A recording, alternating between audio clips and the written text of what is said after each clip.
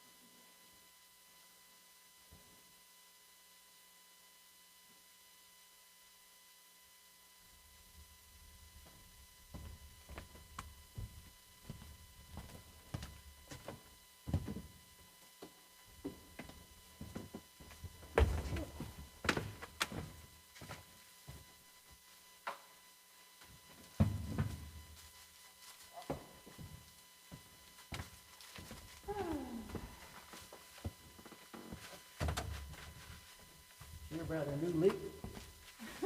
I did. I'm thankful that was not a few feet this way. Exactly. Yeah. That would have been a real tragedy, wasn't it? Yeah. That would be an issue.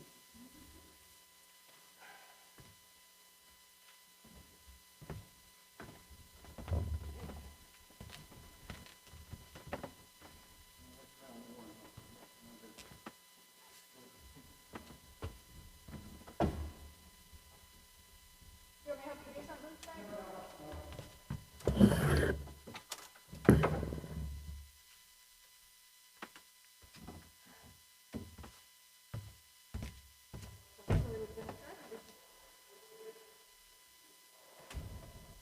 What's that? Oh, yeah.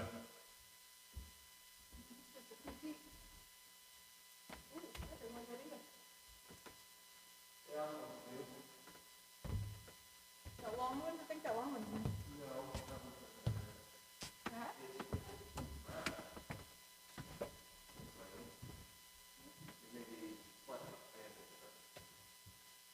Didn't come through.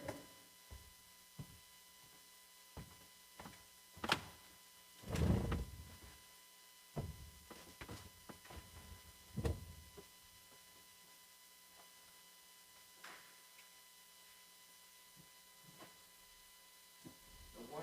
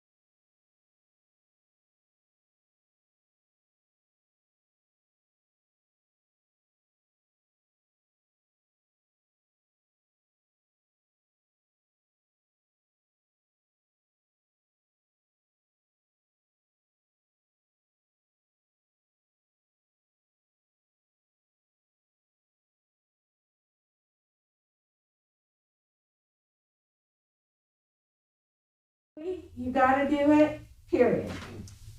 When you're in charge, you get to do all kinds of Yeah, things. for a while, we had, good morning, we had many that were Yeah. deacons in the choir, Yeah, so they weren't. and we still have many that are. But we still need people up in the choir that will do the communion and pick up the offering, you know? And I'm gonna tell them, hey, it's your responsibility if you're up there to make sure it gets done. Yeah, Maybe you're not the one that does it, but you need to make sure it gets done because you are everything in the church. back in the old days. Right? Right? You tell them, Bobby. Jenny has that problem used to have that problem with the nursery. She tell the people, if you can't be there, then call someone Right. and get a sub. But they would always just call her, and she would have to do it. It's your responsibility. You're Yeah, big kids yeah. now. Grow up. That's the way we do it in the sound. Yes, I can't exactly. be there, I'll get Call someone somebody to- out. Yeah. Well, It's all Brandon, Brandon's fault, you know. welcome back. I'll take it. Good Thanks. to see you again. Happy New Year! Happy New Year. Good to see you. It's good to see you too. I printed my notes out this morning, and for some reason, the first page is like on cardstock. Oh, wow. I feel it's kind of weird. Gonna keep forever, huh? Yeah, I guess You can so. spill your coffee on it, it won't I matter. don't know. It won't matter once this lesson's over anyway. It will matter. Because we will refer back to it. And you'll say, oh, I have it on cardstock.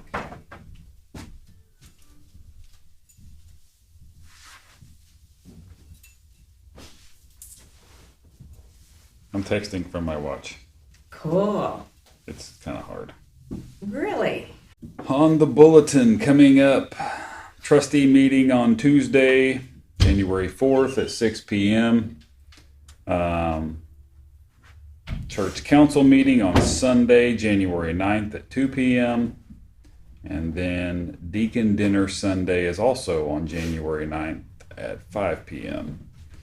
And then we have the January fellowship table coming get ahead of time in advance, but you can I think you can typically squeeze in last minute everything. He knows everything that is going on in the world. He doesn't know this about the past and the present, but he also knows the future.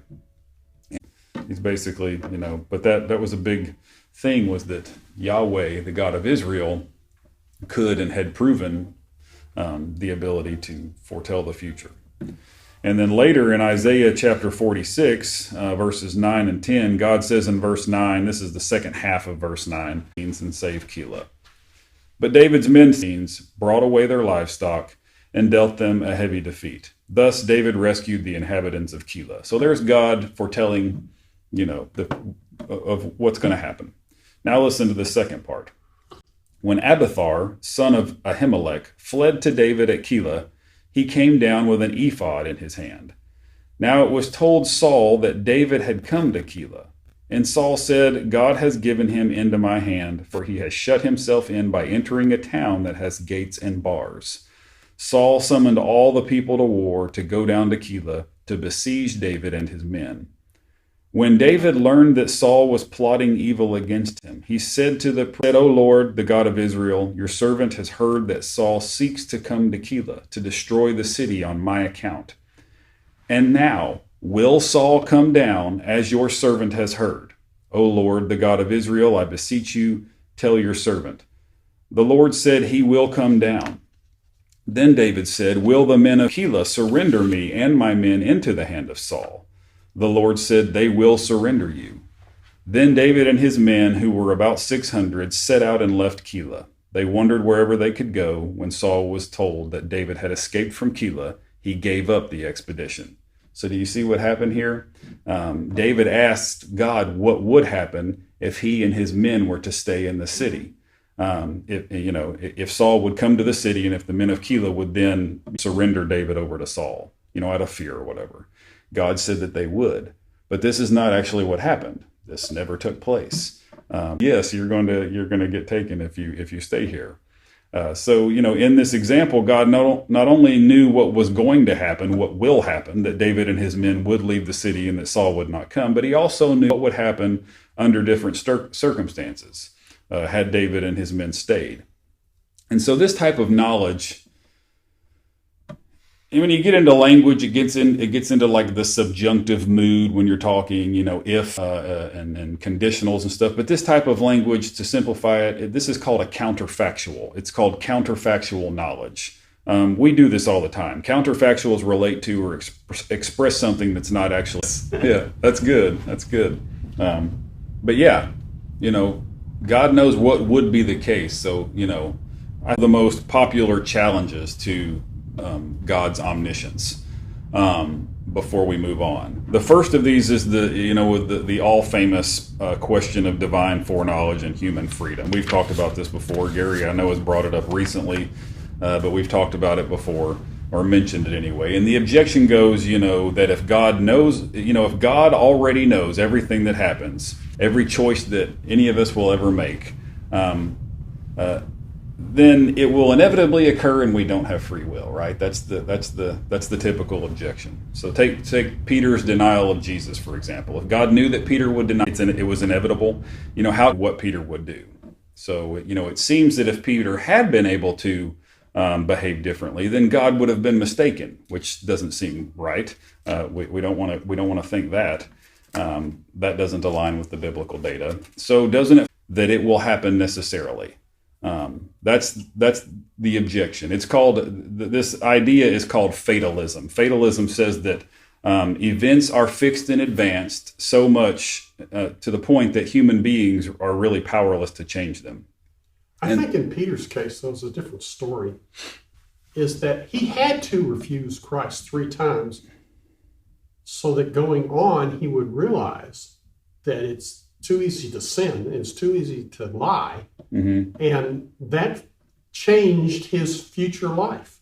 That educated him in ways that no other way could. Yeah, I see what you're saying. He had to in the sense, not in the literal sense, but that experience led him somewhere. He learned something from that. He needed that. But did he have to deny Christ? My thought is, human nature tells us, if he says I'm going to do it, I'm going to not do it just because he said I'm going to do it. Well, yeah, that's true too. You would. So he was probably fighting his instincts the whole time that he was denying. Well, he told you when Jesus told him that he was going to do it. He said, "I'm not going to do that." No, it's in the Bible. Peter says, "No, I'm not going to do that." And Jesus, he didn't say anything. He's like, "Okay, we'll see, bro." Yeah, but the question is, was it just necessary that Peter do that? Did he have any choice in the matter, really?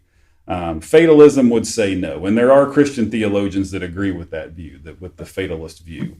Martin Luther, for example, he believed that because God has complete foreknowledge of the future, that there really is no human free will. Human free will is just illusory. It's an illusion, and we live like we have it, but we really don't. And more modern, and it's a lot the Reformed tradition, or Calvinism and stuff, is popular. It's a common view that God's foreknowledge is actually based on God's foreordination. So God has foreordained everything that would come to pass. He has designed it that way. So his foreknowledge, then he naturally knows everything that's going to happen because he designed it to be that way. Since God used his omnipotence to foreordain everything that will happen, he naturally knows everything that will happen. And so thereby he knows the future. Now, on this view, there really is no human freedom, because on this Reformed view, God actually designed it so that everything that happens does happen. We are, I'm standing right here because God foreordained it, not because I chose to or had really any part to play in it, as far as free will goes. On the Reformed view, everything that happens necessarily as God designed it. Mankind's fall into sin. God designed it. That happened. Man sinned because God designed it that way. And so, that seems to be a huge theological mistake. If we say that everything happens necessarily because God has foreordained it to be so, then that makes God the author of sin. There's no escaping it. It just does. It means man fell into sin because that's what God foreordained. That's what he designed, and man couldn't possibly have done otherwise. So again, this makes God the author of sin and would seem to make God himself evil as we understand it. And so we should definitely reject such a view. So then the question comes, how can we defend the compatibility of divine foreknowledge, but also human freedom? So we first want to start with, we want to understand that foreknowing something and foreordaining something are two completely different things. They are not the same, and they need not be. Just because God knows in advance everything that will happen doesn't mean that he determines everything. It doesn't mean he determines those events. So God knowing that Peter would deny Christ 3 times does not imply that God determined Peter to deny Christ 3 times. He just knew it. So what you want to do is you want to take the equation and flip it around. You want to say that what God foreknows is actually determined by what we will do, what we will choose to do. God's foreknowledge, if there is any sort of determination going on, it's that God's foreknowledge is determined by our free choices. And so this is the difference between what is called chronological priority and logical priority. Those two things are different. Chronological, means something comes before something else in time.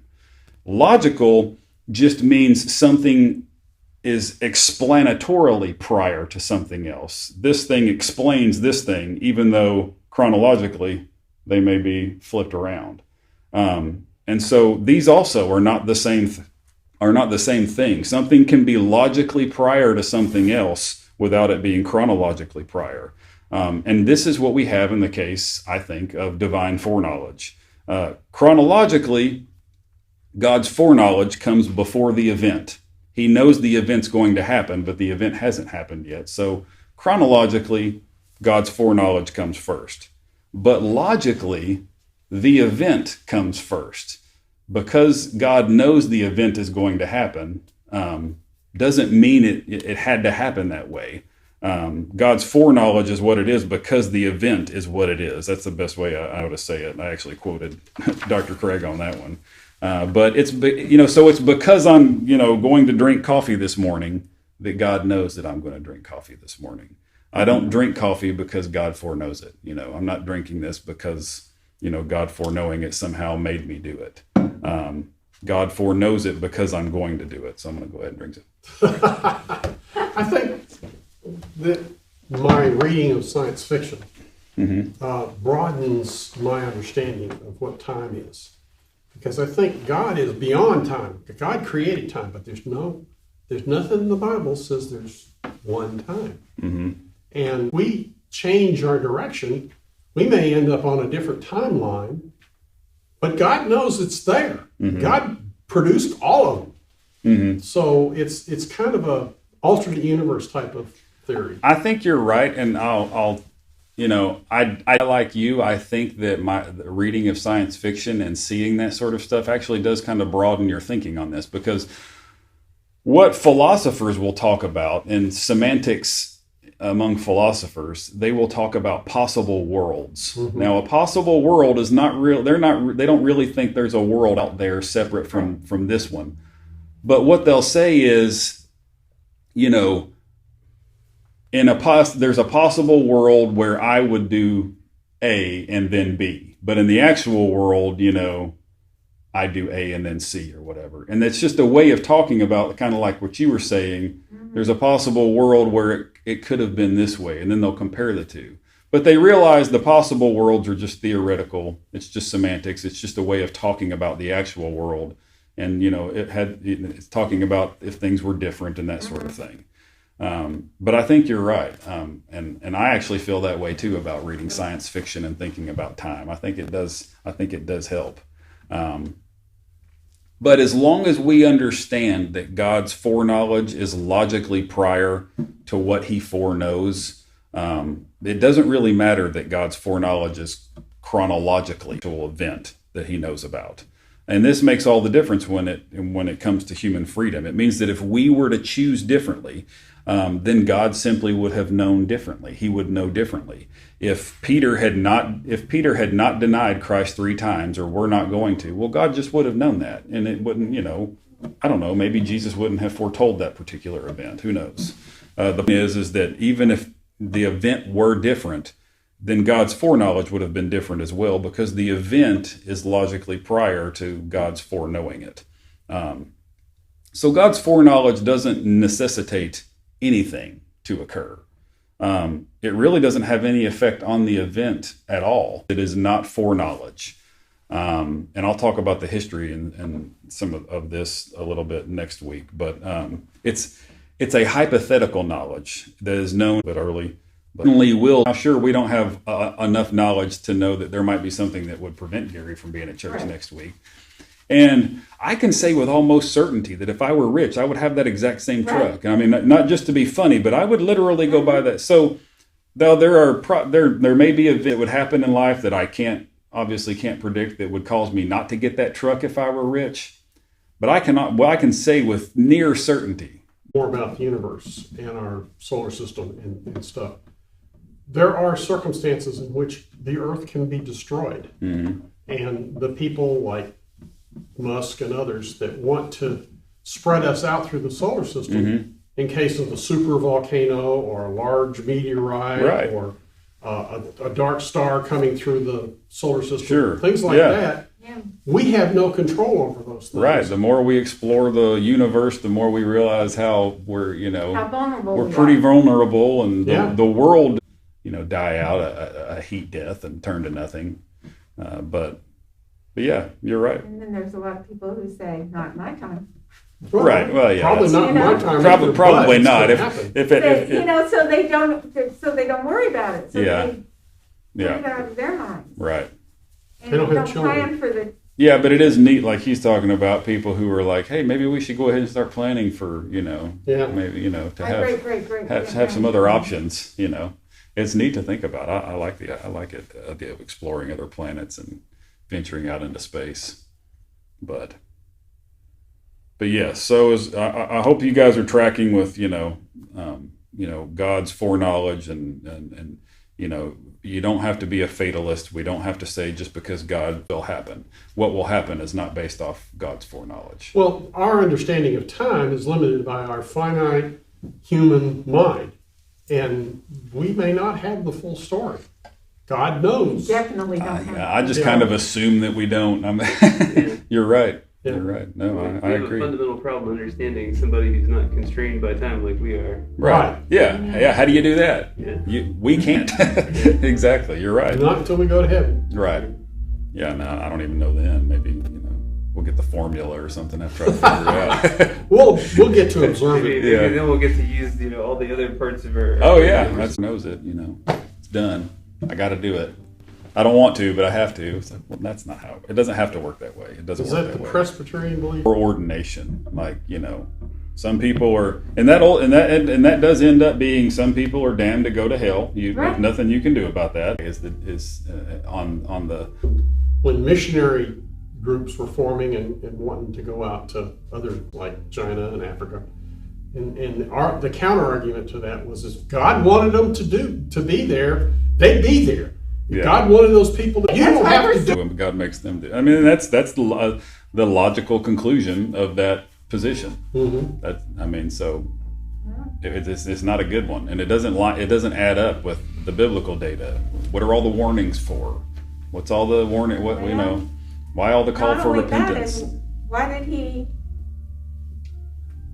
commission us? Yes. To do what we're supposed to do if He didn't expect us to do something. Right. Amen. Exactly. Because we are commissioned to go out and tell other people. Yeah. Yes. It's hard for us to demonstrate God's love if we don't go out. And by the predestination theory, we can't demonstrate God's love. So not of our own free but I think desire. God wants us to. He built us to do that. I think so too. He put that in us to do it. I think so too. All right. Well, we're going to talk more about omniscience and more on middle knowledge next week, and talk about some other stuff. So middle knowledge, is that middle knowledge. It's a term that was developed by